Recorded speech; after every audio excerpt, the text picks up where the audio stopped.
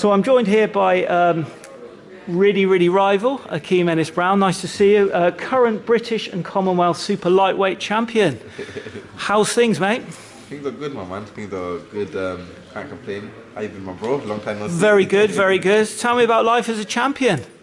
Wow, it's alright. You know, it's alright. It has its perks. I've been able to enjoy it to the fullest due to the pandemic and that. So I'm still waiting to live life as a champion outside of, I don't know, lockdowns and that. But Go for a bigger ride in your big cars, huh?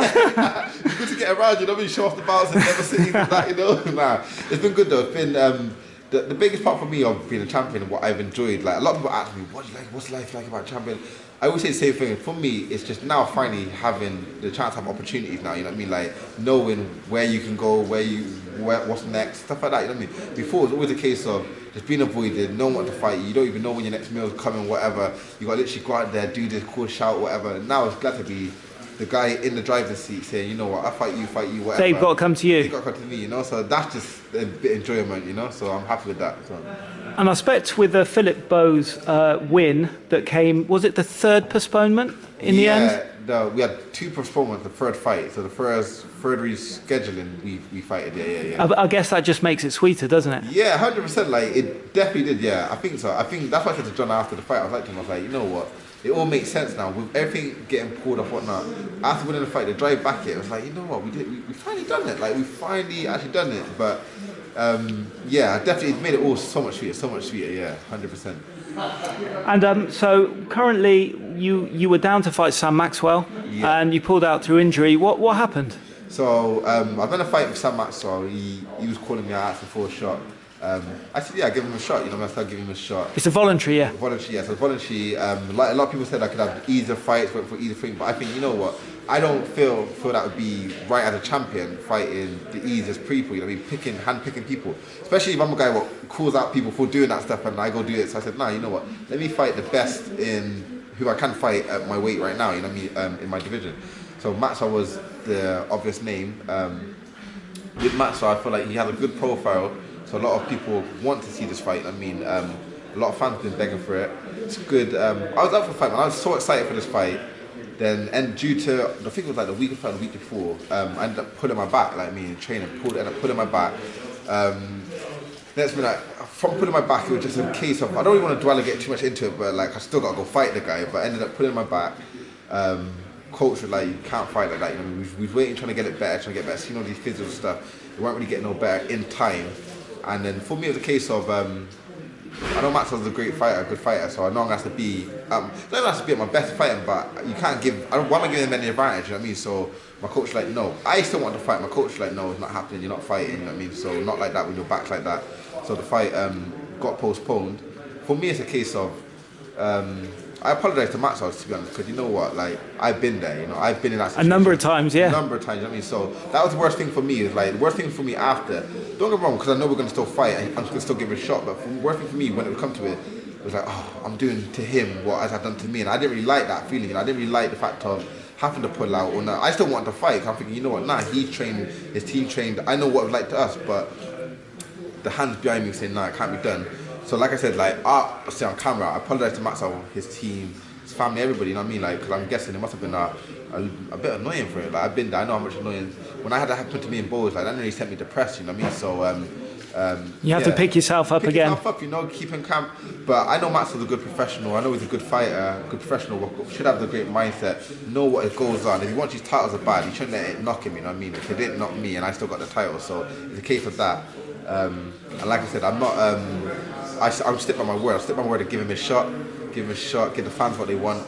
And for me, it's a case of this as well. Like, I feel like I would be robbing the fans if I go and say to you, say to everybody, jump in interviews, say whatever publicly that I'm feeling great, I'm going to give the Maxwell the beating of his life, this and that, and then I jump in there and lose due to a back injury. I feel like I robbed the fans and I frauded them or something like that. And it can happen really badly. I think Nicky Cook had a really bad back injury in the first round in a world title fight, and it got stopped after 30 seconds, and everybody didn't really, you know, it was a terrible situation for everybody. So. And that could like end people's careers and that, you know what I mean? So it's not so much about ending careers, it's just, for me, it's just, I didn't want to take from the fans. Like, I'm all about giving the fans what they want, you know what I mean? The fans pay our bills, so give them their money's worth. I can't go give them a medium, even if I do beat Maxwell with a bad back, you know what I mean? that's not giving the fans what they want. You know what I mean? A great fight. So at least now I know in my head, I know I'm gonna be the best I am. Maxwell's gonna be the best he is. The fans are gonna get the great fight. What I've been screaming about saying they're gonna get, like, you know what I mean? This big action-packed fight. What I've been screaming saying gonna happen. I know. I'm confident that can happen now. Because no one got injured, no one, you know what I mean? We're going to be at our best, so I'm excited. So yes, people got to know the fight's back on. It's going to be early summer, June times. I don't know the exact date, whatever. We're still waiting for it to be completely announced. Well, I think it has been announced. Well, it's been confirmed, but just waiting for them to announce it. So yeah, it's going to be a great time. And talking a bit about Maxwell and his style, so he seems to be very heavy-handed, but he can be hurt. What's your thoughts? I'm definitely going to hurt him. He's definitely going to get hurt. Maxwell, he's heavy-handed. He hits hard. He's got power. He can knock people out. But so can we all. Like, you know, I'm saying every fighter, capable fighter, elite fighter, can generate enough power to knock somebody out, generate enough power to cause a big hurt for a shot, can just hit hard. You know what I mean? You should be able to. This is the game of it. Now, really, people will say that you haven't got many inside the distance wins on your own record. How would you respond? I'd say let me hit them. Stand in front of me, let you hit you. Tell me if I don't hit hard, you know what I mean? Tell me if I can't knock you out. Nah, obviously people are going to look at it and think whatever, you know what I mean? They're going to, ideally, if I would look on the other outside eye, I would look at that, you know what I mean? But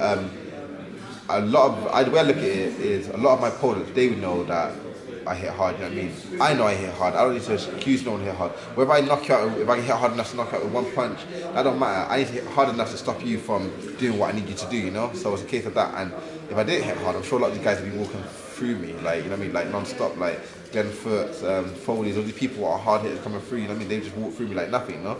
I must somehow find the power somewhere to stop them in their tracks and keep them where they need to be and earn their respect. But that's irrelevant. It's like I say, I know I hit hard, and if I want to knock somebody out, like someone standing in front of me, like they hit me in front, they're getting knocked out, you know what I mean? Enrique getting knocked out. But that's not about it. But the Maxwell fight, let me go show them what power's doing this and saying in this one, and that's what it's about. So Maxwell's rated number 10 with a double WBO. Is taking his world ranking something that interests you? Because you're currently not world ranked, and he is. So even that's a bit mad, isn't it? Politics of boxing. How am I not world ranked? I've done more than Maxwell. I've won more titles than Maxwell. I've beat better names than Maxwell, but he's more ranked than me. You've won 2 junior belts, haven't you? You've won an IBF European and a WBC Youth. I've won IBF European, WBC Youth. You know what I mean? Them bouts, I was told I defended my IBF European as well. On top of that, I was told winning the IBF European will get me world ranking. Won it, did get me world ranking. I thought, okay. I got told defend your IBF against undefeated fighter in Bilal Raymond, you get world ranking. Defended it, did get world ranking. A little bit confused. I beat Dara Foley, what was ranked 5 with the WBA, ranked high with the WBO, 15 WBO, something with the WBC. Beat him, didn't get a world ranking. Won the WBC junior, or youth, whatever, didn't get a world ranking. So for me, I didn't give up on rankings. I don't really care about rankings. You know what I mean? Like, I just said, you know, get me to the top, get me to the world title, get me to the money, whatever, and I'm cool with that, you know. So, but I really clocked that the rankings thing there is a bit of a joke. It's whether your face fits, who you be with the right promoter, money talks to get your ranking. Let's not like shout. That is true. Like I'm seeing people who are fighting nobodies for WBO European titles but getting rankings. Like, you know what I mean? So certain bouts will get you rankings. Don't matter who you fight, but that will get you ranking. When I got the opportunity to fight for the WBC Youth in my hometown, I got a list of opponents. You could fight this guy. Is it Jenkins you beat for? I picked Jenkins. I show you. I was like current British welterweight champion. Current Jenkins, British Commonwealth. Welterweight champion. At the time he was super lightweight, you know what I mean, at my weight. I got listed by the promoter. Do you want this person, this person, this person? I just think to myself, I looked at the name, I thought, but no, because no fans are going to really want to see this fight. Not see it, but they're going to see it. But I'm not going to beat this guy so easy. I'm not going to get respect for it, you know what I mean? So I thought, give me someone a name. He's like, the biggest name we can get you is Chris Jenkins, but I don't think you should take that fight. I said, no, give me the fight. Like, what? If I beat that guy, first man, I rang up Tony Borg and said to him, if I beat Chris Jenkins, or what would happen? He said, well, if you could beat Chris Jenkins, and he didn't say if you can beat Chris Jenkins, it will do good things for your career. I thought, let's get it cracking then, let's get it on. So got John, got the team to put it on.